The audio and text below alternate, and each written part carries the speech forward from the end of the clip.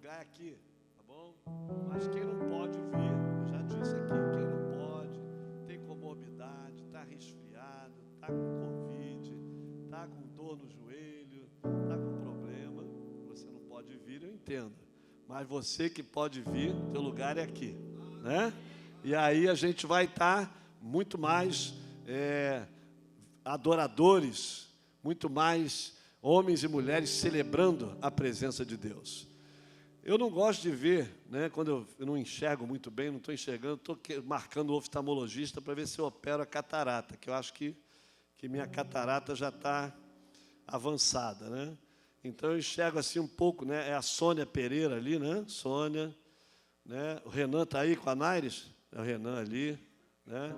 Renan, eu mando mensagem para ele, eu aposto, eu estava no culto, é porque eu não te vi, meu cara, né? Então quando eu não prego, pior, mas quando eu prego, então, né? Sérgio, Lília estão aí, e a máscara atrapalhava um pouco mais, né? Agora sem máscara, eu estou vendo ali o Cláudio, a Kátia, Thalita, né? Quem que está do teu lado? É Tereza? Tereza, Thalita, a Tereza está com a máscara ali que está parecendo até um ninja, que eu não enxergo nem o olho dela. Mas é bom, queridos, né? Que bom que vocês estão aqui e é muito bom estarmos juntos. Essa semana alguém botou uma postagem no Facebook, pastor de antigamente, de 50 anos atrás. Aí bota 2 pastorzão de terno, né?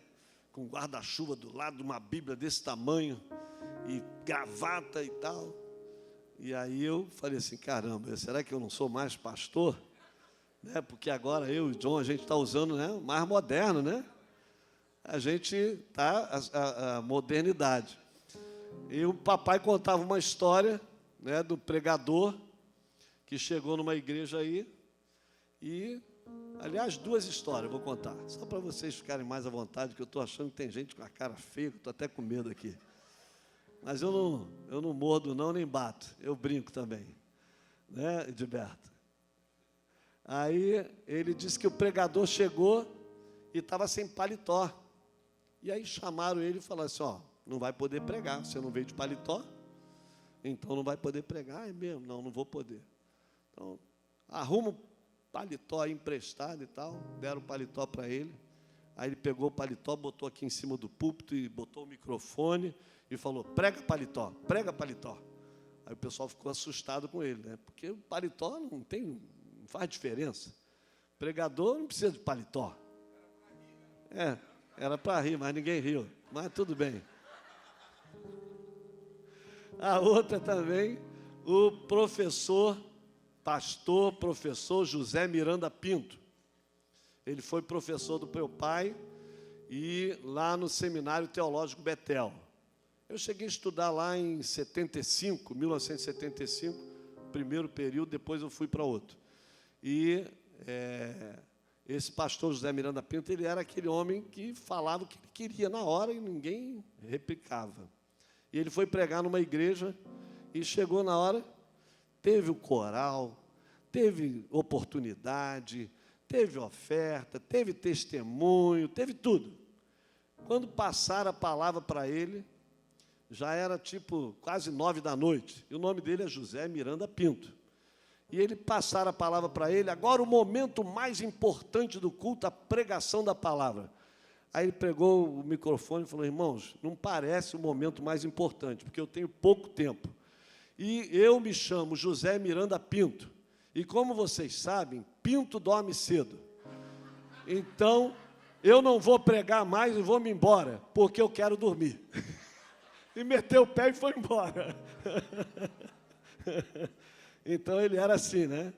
E o meu pai viu na formatura dele, na formatura dele lá no seminário, ele chamou a turma toda lá, e os canudinhos lá em cima, e chamou o nome de um camarada. O camarada veio.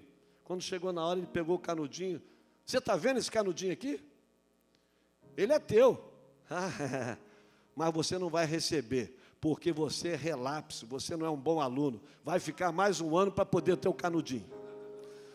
Para vocês verem o nível que era antigamente. Hoje, se você fizer isso, o cara te processa.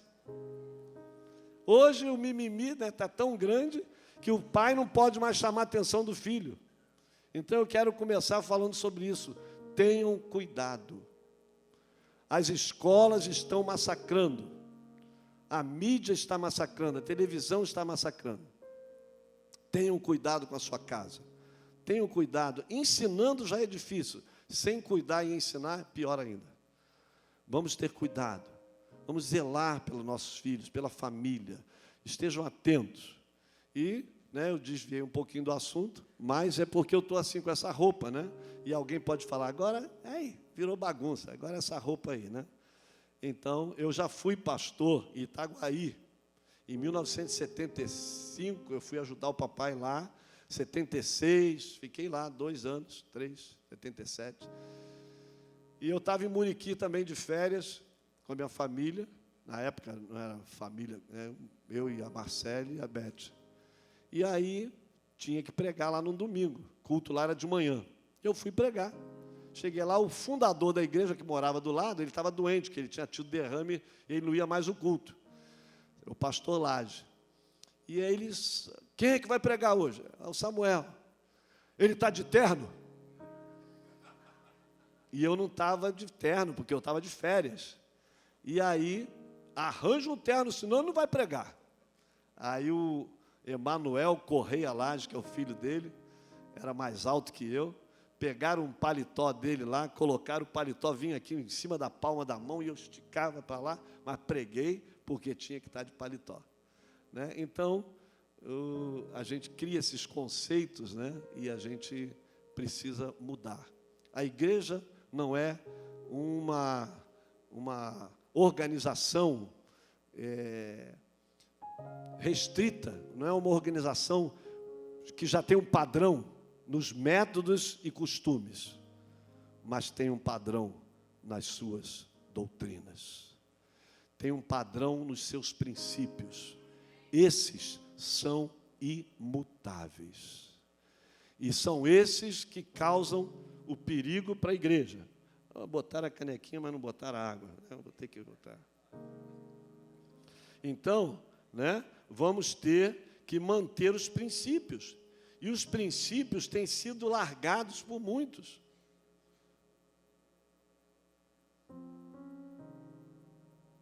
E por causa disso, a fé de muitos tem esfriado, acabado.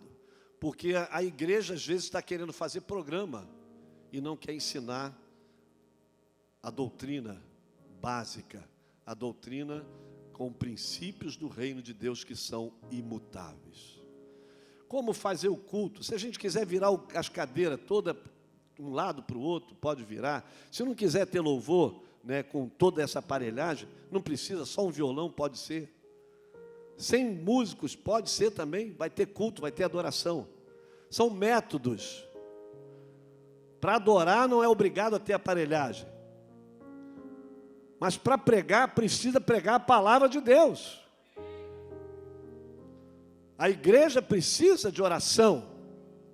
Mas não tem que dizer que só pode orar ajoelhado, ou que só pode orar gritando, ou que só pode orar, todo mundo de pé. Não tem método, é oração. A oração, a palavra, não podem estar fora de uma igreja. A adoração não pode estar fora de uma igreja. Então eu quero continuar falando do assunto que nós já temos falado. Pastor John pregou semana passada, falou, nós temos falado nas lives e temos batido nessa tecla, sobre o Espírito Santo, essa promessa e essa herança dos filhos de Deus, que é a marca de uma igreja. Sem o Espírito Santo, a igreja não é igreja. Sem o Espírito Santo é um amontoado de vidas, de pessoas, e não uma igreja. Porque a igreja é o corpo vivo de Cristo. A igreja é o organismo vivo. E sem a vida do Espírito Santo, ela se torna uma religião, um clube, uma escola ou qualquer outra coisa. Mas não uma igreja. A igreja, ela é um organismo vivo. É o corpo de Cristo aqui na terra. E ela precisa estar cheia do Espírito Santo. Porque o Espírito Santo é que traz o poder, a autoridade, a unção, a capacitação. E é também o Espírito Santo quem convence o Jorge, quem convence os... Falhou aqui falar o nome, mas não é. Eu pensei que era o Jairo, mas não é o Jairo. O Jairo Peçanha está aí? Não, era outro ali. Né? Então, não tem problema. Errei, mas... Né? Cláudio. Né? Não é o Cláudio. É o Espírito Santo convence o Luiz, o Valmir, Claudinier, Vanderlei. Aí, estou enxergando. Né? Então, é o Danilo e o Daniel. É o Espírito Santo que fala o coração deles, não sou eu. Eu sou o instrumento que falo, mas quem convence é o Espírito Santo. Por isso a igreja precisa do Espírito Santo. Por isso precisamos estar sensíveis ao Espírito Santo de Deus. Como ele diz na palavra, quem tem ouvidos, ouça o que o Espírito diz à igreja. Então é o Espírito Santo. Então, igreja, nós precisamos do Espírito Santo. Já falei aqui outro dia, acorde todo dia dizendo: bom dia, Espírito Santo, eu preciso de Ti, eu quero andar contigo, eu quero viver contigo, eu quero do Teu poder, eu quero da Tua unção, eu quero da Tua graça, eu quero do Teu amor, eu quero da Tua presença, porque através do Teu poder, Espírito Santo, eu vou andar o dia todo e não vou pecar. Através do Teu poder, Espírito Santo, eu vou andar e vou testemunhar de Cristo onde eu for. Assim devemos ser. Então, esse assunto que temos falado, maio e junho, herança, que é o Espírito Santo. Preparamos para a festa de Pentecostes, recebemos o Espírito. Depois, como essa igreja vai se comportar? Como essa igreja vai avançar e caminhar? Cheia do Espírito Santo. Ela vai fazer a diferença. Ela tem que fazer a diferença. Então, eu vou falar um pouquinho novamente, né? E quanto mais nós aprendemos um assunto, massificamos um assunto, mais nós ficamos convictos daquilo. Mais uma historinha. Papai contou uma história. Papai contava muita história, né? Quem não conheceu ele, perdeu. E ele contar o pastor, a comissão, naquela época, tirava o pastor da igreja. A comissão foi lá e pediu o bispo: vamos tirar o pastor fulano daquela igreja. Porque ele está sempre pregando a mesma coisa. Há 1 ano, 2 anos pregando a mesma coisa. Aí o bispo fez a reunião, chegou na hora e falou: eu quero saber o que o pastor prega aqui, que vocês disseram que está pregando. Aí é sobre... Ah, não sabe não? Ele vai ficar mais 2 anos para vocês aprenderem. Então, se a gente falou 2 meses sobre o Espírito Santo e a igreja não aprendeu ainda, a gente vai continuar falando sobre o Espírito Santo, para a igreja aprender. Né, Eliane? Marcelo, Cristiane. Queridos, características, algumas, né, características, a gente podia falar aqui o dia todo sobre como a igreja tem que se comportar. E há o texto básico que nós temos usado, mas tem muitos outros textos. Atos 2, 42, 47. E perseveravam na doutrina dos apóstolos, e perseveravam na comunhão, e no partir do pão, e nas orações. E em toda a alma havia temor, e muitas maravilhas e sinais se faziam pelos apóstolos. E todos os que criam estavam juntos, e tinham tudo em comum, e vendiam suas propriedades e bens. E repartiam com todos, segundo cada um havia de mister. E perseverando unânimes todos os dias no templo, e partindo pão em casa, comiam juntos com alegria e singeleza de coração, louvando a Deus e caindo na graça, na simpatia de todo o povo. E todos os dias acrescentava o Senhor à igreja aqueles que se haviam de salvar. É uma outra versão que fala um pouquinho diferente, né? O Senhor acrescentava dia a dia os que iam sendo salvos. Então, queridos, quem acrescentava? O Senhor. Mas a igreja fazia o seu papel. O Espírito Santo faz algo, mas a igreja precisa fazer a sua parte. Né? Já pregamos aqui sobre o túmulo de Lázaro, que Jesus chegou e falou assim: tira a pedra, tira ele para fora, né? Tira as ataduras. Lázaro, sai para fora, tira as ataduras. Então, quem ressuscitou? Foi Jesus, mas ele mandou tirar a pedra. Então, tem atitudes que são da igreja. Então, aqui nesse texto, leia, releia, que você vai ver quanta coisa aqui a gente não pode falar tudo aqui, mas você vai ver aqui, né, oração, temor, maravilhas, sinais, prodígios, né, comunhão, comer junto, ajudar o pobre necessitado e, né, adoração, alegria, singeleza de coração, louvando a Deus. E aí eles então tinham unidade também, perseveravam unânimes. Unanimidade é muito importante. Então, esse é o texto básico que a gente tem usado. A primeira característica é o comprometimento com a verdade. Sem comprometimento com a verdade é Jesus, Jesus é o verbo, e o verbo é a palavra. Sem comprometimento com a verdade, sem o comprometimento com a palavra, nós não somos uma igreja verdadeira. A igreja que não prima pela palavra, que não prioriza os ensinos da palavra, ela não é uma igreja verdadeira.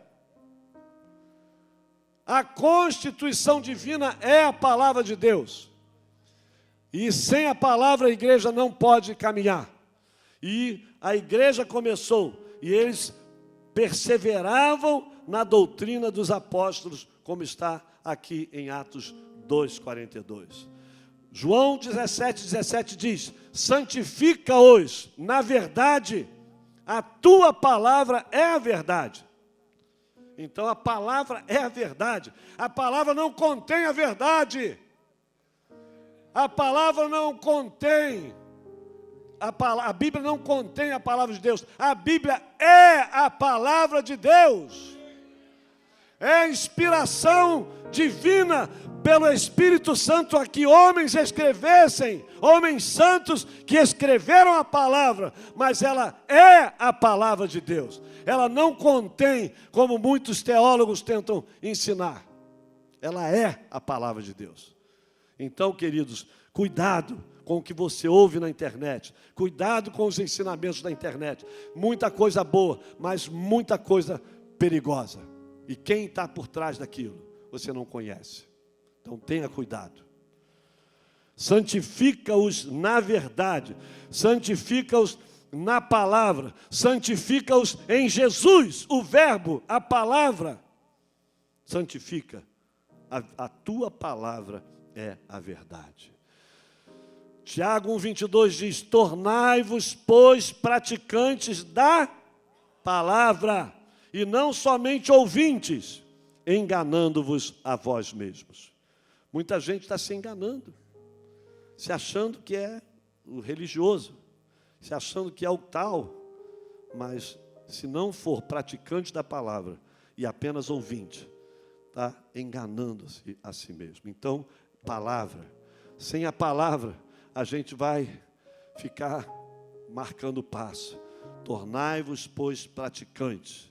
Vamos viver a palavra e não somente ouvir. Então, queridos, a palavra de Deus é importante diariamente. Assim como você come o pão, feijão com arroz todo dia, coma a palavra todo dia. É o alimento diário para a nossa alma. Amém? Ponto 2. A segunda característica dessa igreja, cheia do Espírito Santo, está em sua vida de comunhão entre os irmãos. Opa, essa área perigosa. É um tal de ele fez isso, que eu não gostei daquilo. Comunhão. Eu já disse aqui outro dia, a comunhão traz uma aproximação e faz com que os relacionamentos quebrados sejam restaurados. Através do amor, através do perdão, através do quebrantamento. Se não tiver também, ninguém resolve. Você pode botar o camarada sentado com o outro o dia todo e o pastor falando, Raul, e ele não vai consertar.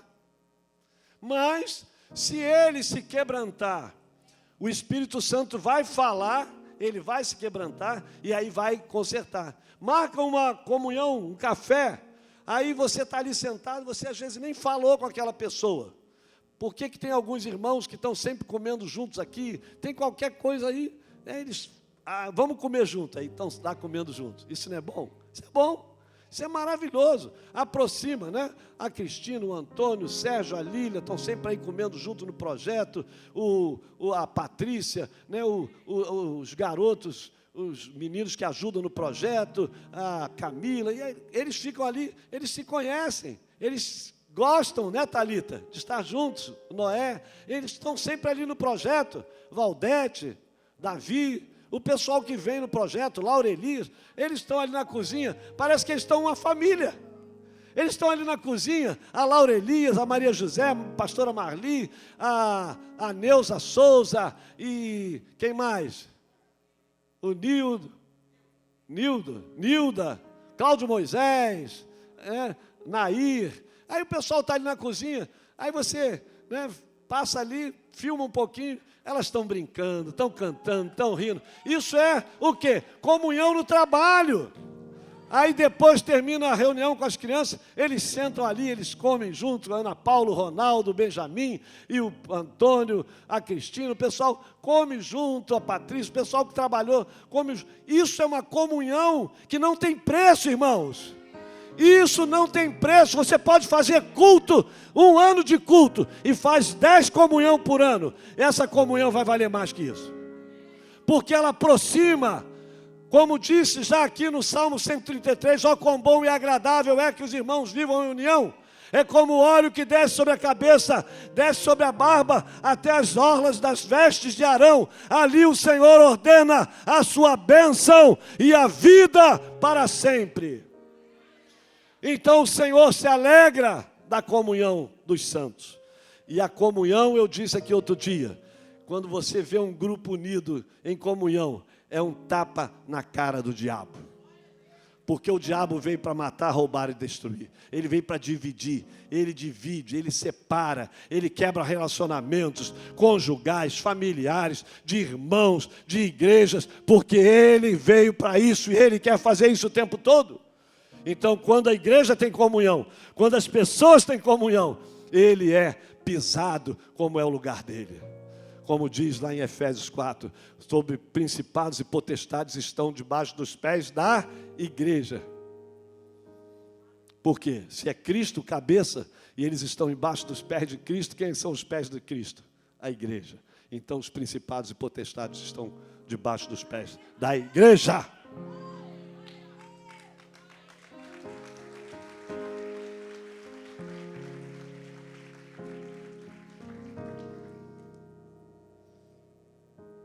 Muito bom, né? Parece que você fica mais inspirado, né, John? Quando dá aqueles acordes ali, vai tocando. Isso não é para emocionar ninguém, não, quebrantar ninguém, porque eu grito, né? Estou gritando, então. Mas para quem prega, assim, fica aquele, né?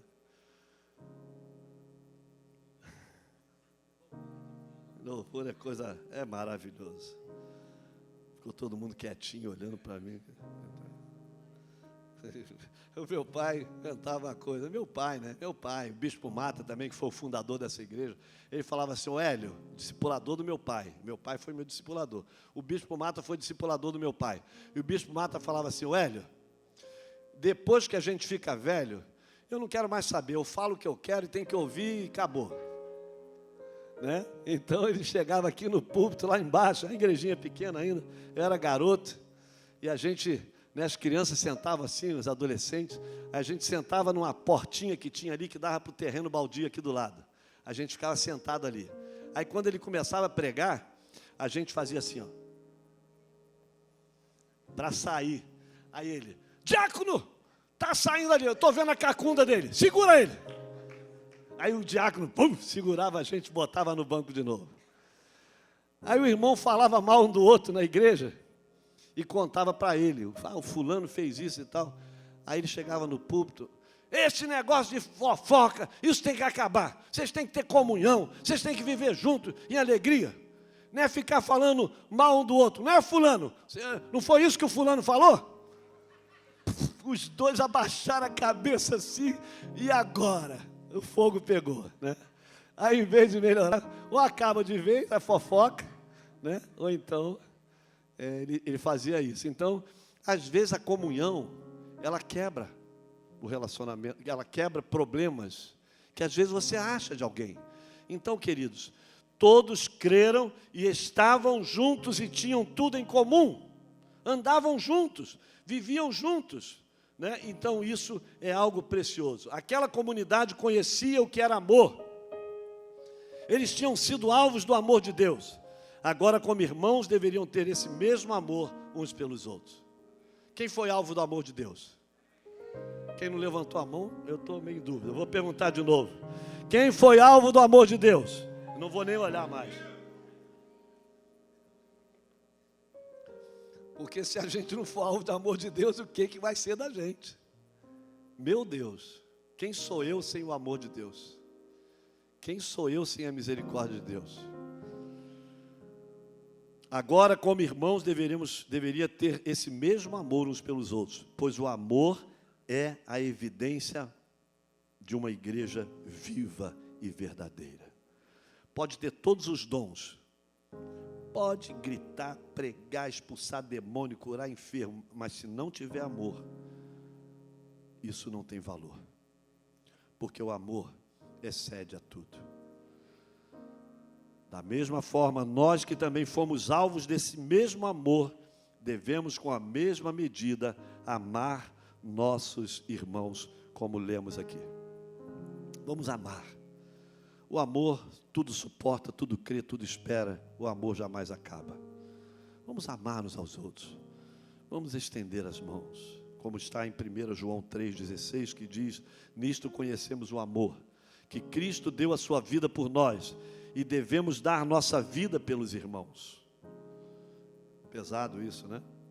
Muito forte. Dar a nossa vida pelos irmãos.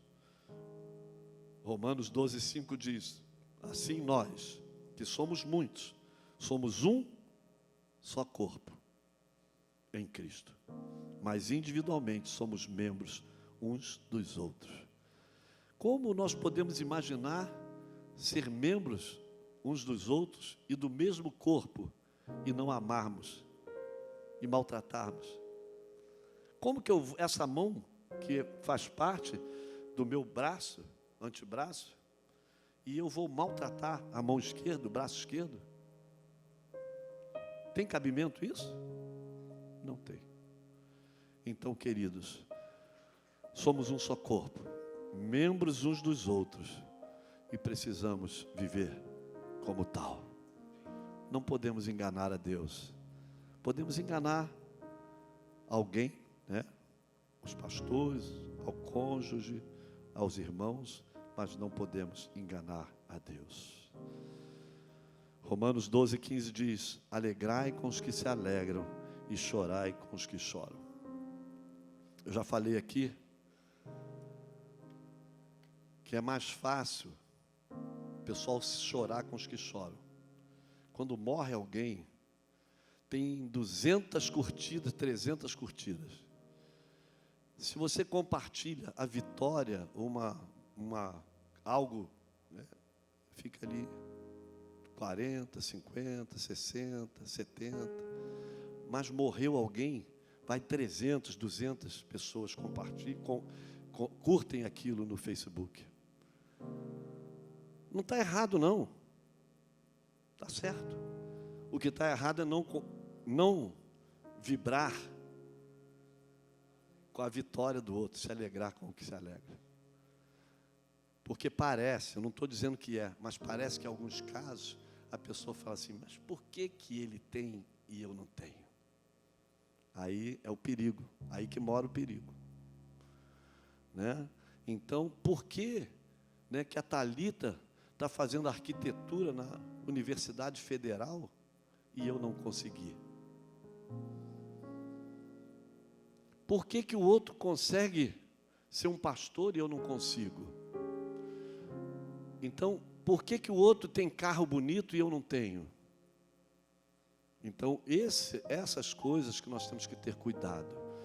porque eu tenho mesmo que chorar com os que choram, que estão sofrendo, mas eu tenho que me alegrar quando o outro conseguiu um carro novo, quando o outro conseguiu passar num concurso, quando o outro fez algo importante para a igreja, um trabalho que a igreja, que foi bem sucedido, né? Como nós temos tido agora o curso de cuidador de idosos, né? Formou a primeira turma, bonito. Vamos vibrar com isso, né? A igreja de Honório está apoiando o projeto Elos. Por quê? Mas a pastora Cátia e o Ricardo estão ali servindo, trabalhando. Vamos nos alegrar quando o projeto, porque deles é o reino, consegue melhorar e fazer coisas bonitas como o jiu-jitsu, a turma se formando. Glória a Deus, a igreja está abençoando crianças carentes. Isso é vibrar com o que está acontecendo, né? Aí se você botar lá uma foto lá, fulano morreu, todo mundo, meu sentimento, meu sentimento, meu sentimento, meu sentimento. Às vezes quando a pessoa estava em vida e teve vitórias e ninguém falou parabéns, ninguém falou que bênção que você conseguiu essa vitória. Eu estou ensinando a vocês, irmãos, como família, como igreja, porque nós temos que ter características do verdadeiro amor. E o verdadeiro amor lança fora o medo, o verdadeiro amor lança fora a inveja, o verdadeiro amor lança fora o ciúme, o verdadeiro amor lança fora as brigas. Isso é a igreja verdadeira, cheia do Espírito Santo. Igreja viva, verdadeira, se alegra e chora. Todas as duas coisas são importantes.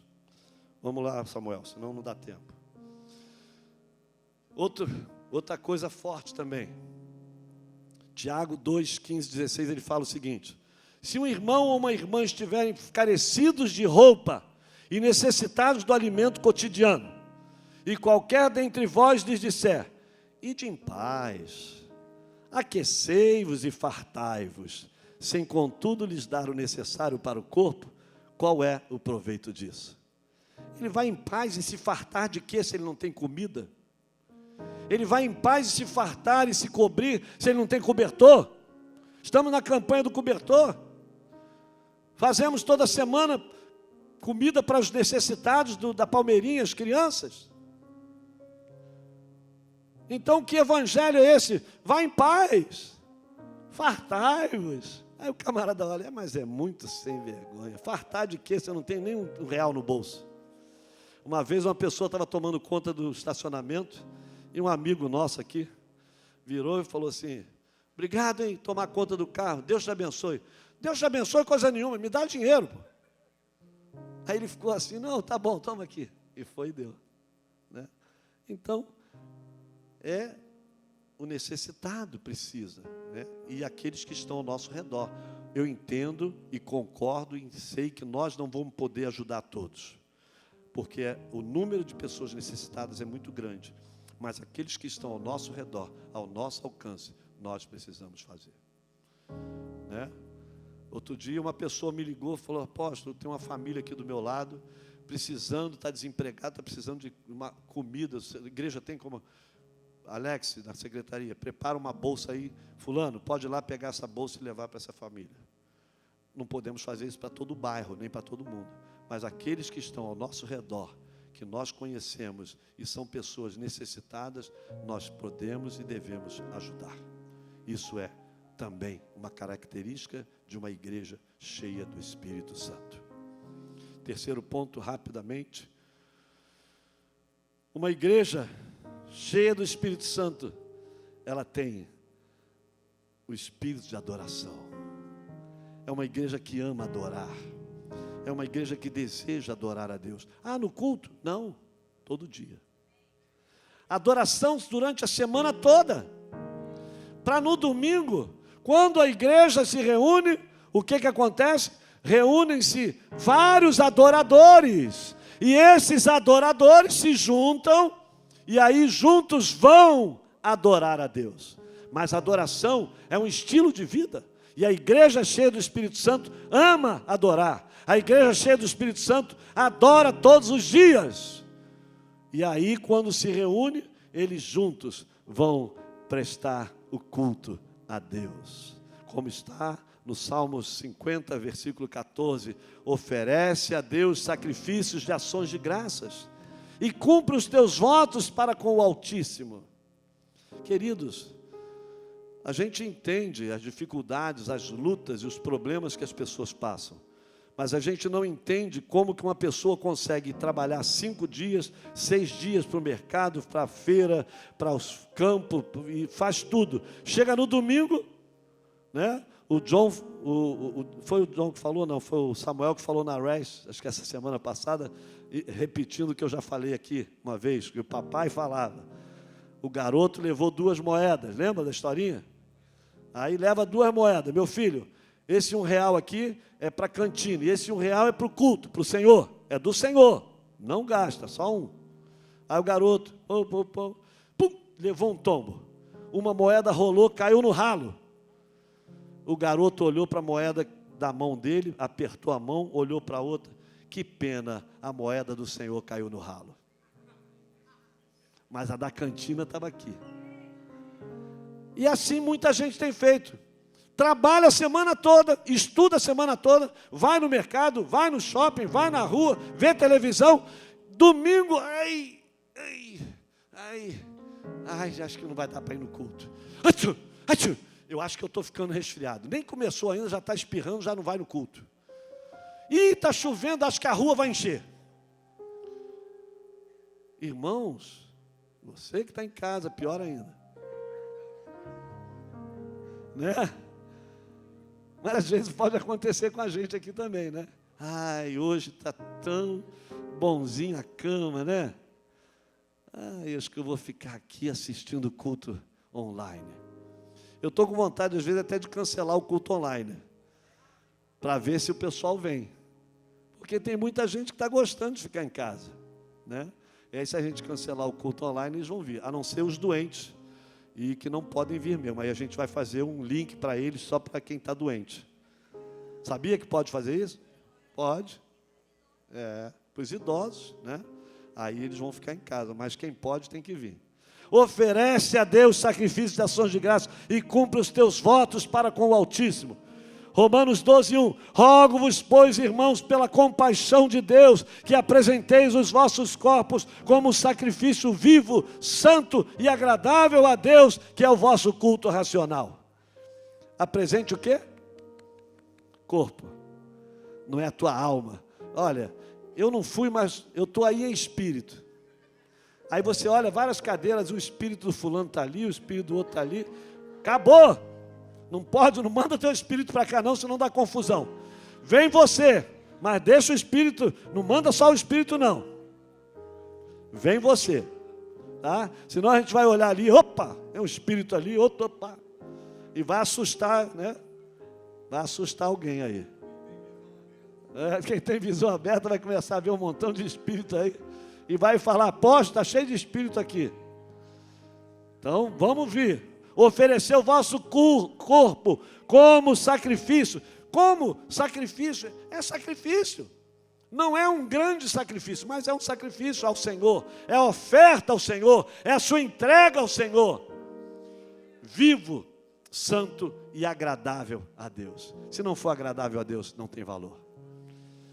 Mas a hora está chegando, e de fato já chegou, em que os verdadeiros adoradores adorarão o Pai em espírito e em verdade, pois são esses o que o Pai procura para seus adoradores. Ele não quer cantores, Ele quer adoradores. Ele não quer músicos, Ele quer adoradores. Ele não quer pessoas que fiquem, né, se gloriando, mas Ele quer pessoas que façam a vontade. E para terminar, o 4º ponto, a 4ª característica foi o bom testemunho para os de fora, e por testemunharem aquilo que receberam do Senhor. Testemunhar, né, ser boa pessoa lá fora, é muito importante. Já falei isso aqui outras vezes. Ali, ó, é crente, ó. É quê? Diz que é crente, mas ó, vive assim. Não, boa conduta, bom testemunho para os de fora. E também testemunhar para os de fora. Testemunhar de quê? Aquilo que Deus fez na sua vida. Aquilo que você recebeu do Senhor. Quem recebeu a salvação? Quem recebeu a vida de Cristo em você? Então eu vou falar, fulano, eu recebi Jesus na minha vida, e a partir de então, eu comecei a ser um adorador, eu comecei a amar a Deus, eu comecei a viver de uma forma diferente, porque eu amo Deus, e Deus me ama. Então, fala isso, testemunhar, mas viva também como bom testemunho. Diariamente perseveravam unânimes no templo, partiam pão de casa em casa e tomavam as suas refeições com alegria e singeleza de coração, louvando a Deus e contando com a simpatia de todo o povo. Enquanto isso, acrescentava-lhes o Senhor, dia a dia, os que iam sendo salvos. O bom testemunho atrai pessoas. O bom testemunho atrai vidas para o Senhor. O mau testemunho afasta as pessoas. Se você não pregar tanto, mas viver corretamente, você vai atrair pessoas para o reino, para a igreja. Em todo o tempo, em todo o livro de Atos dos Apóstolos, veremos a forma como os apóstolos e a igreja viviam. É um testemunho. O livro de Atos dos Apóstolos não terminou.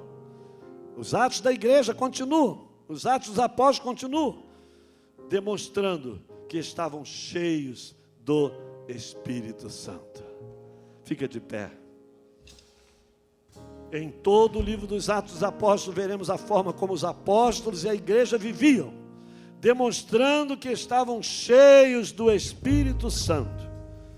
Qual a nossa posição hoje? Como você está hoje? Como você está vivendo hoje? Cheio do Espírito? Se não, o que devemos fazer? Quais as atitudes que devemos tomar para mudar o curso da nossa vida, o curso da igreja, e sermos uma igreja cheia do Espírito Santo, uma igreja viva, verdadeira, que flui na oração, na palavra, na adoração, no evangelismo, na comunhão, no partir do pão, em tudo. Que igreja nós podemos ser? Que igreja nós queremos ser? E assim nós vamos então fazer a diferença, como temos pregado. Conhecer Deus, encontrar liberdade, descobrir o propósito e fazer a diferença. Que Deus nos abençoe, que o Espírito Santo nos capacite, que o Espírito Santo nos dê graça, força e unção para vivermos a vida que agrada a Ele e não agrada a nós. Mas tudo seja para a honra, para a glória e para o louvor do nosso Deus. Feche os seus olhos. Espírito Santo de Deus, Tu és aquele que visita cada íntimo aqui. Aqueles que estão em casa, Espírito Santo, Tu também conheces o coração de cada um. Tu sabes, ó Deus, o que cada um precisa para viver uma vida cheia de Ti, para viver uma vida testemunhando e sendo bom testemunho para os de fora, sendo verdadeiros adoradores, homens e mulheres de oração, homens e mulheres que prezam pela palavra, que têm comunhão.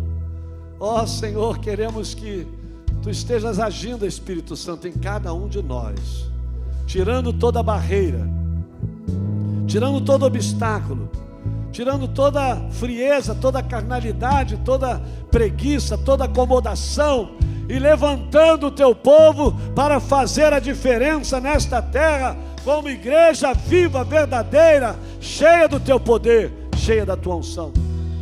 Vem sobre nós, Senhor, ajuda-nos, capacita-nos, reveste-nos de Ti, Espírito Santo, para podermos salvar vidas, curar os enfermos, libertar os cativos e abençoar aqueles que necessitam, órfãos, viúvas necessitados.